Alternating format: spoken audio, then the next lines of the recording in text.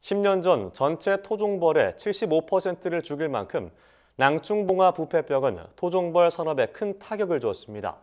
농촌진흥청은 이를 해결하고자 낭충봉화 부패병에 저항성이 강한 한라벌을 육성해 2019년부터 농가에 보급했습니다. 하지만 보급을 받은 농가들 사이에서는 한라벌의 저항 능력에 대한 의심의 목소리가 커지고 있습니다. 김진희 기자가 전합니다. 병 발생 2년 만에 토종벌의 75%를 없앨 만큼 심각했던 낭충봉화 부패병이 발발한 지 10년이 지났습니다. 정부는 낭충봉화 부패병의 저항성이 강한 한라벌 육성에 성공해 2019년부터 농가에 보급하기 시작했습니다.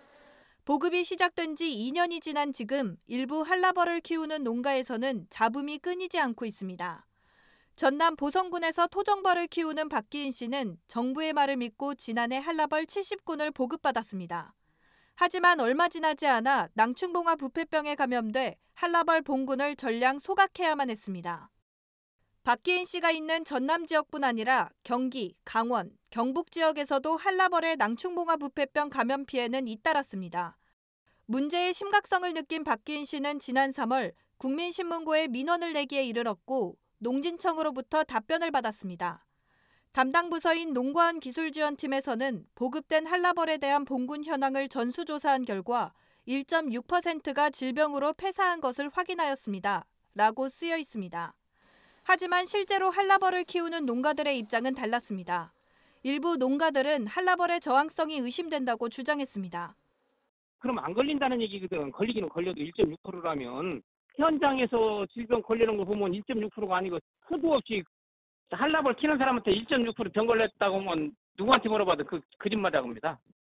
MBS가 취재를 통해 피해 사실을 확인한 사례만 10농가로 전국적인 피해 규모는 상당할 것으로 추정됩니다.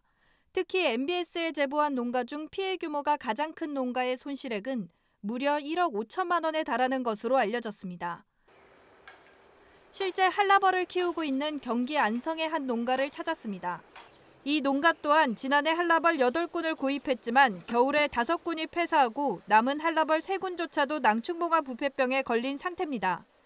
피해를 입은 농가들은 한라벌의 저항 능력이 절반밖에 안 되는 것 같다고 주장했습니다. 한 통에 50만 원 이상씩을 주고 사는 벌인데 100%이길 바라는 거지. 일부 내성이 없어서 병이 오면 그냥 50만 원, 한 통에 50만 원이 날아가 버리는 거거든요. 어디서 보상도 못 받고.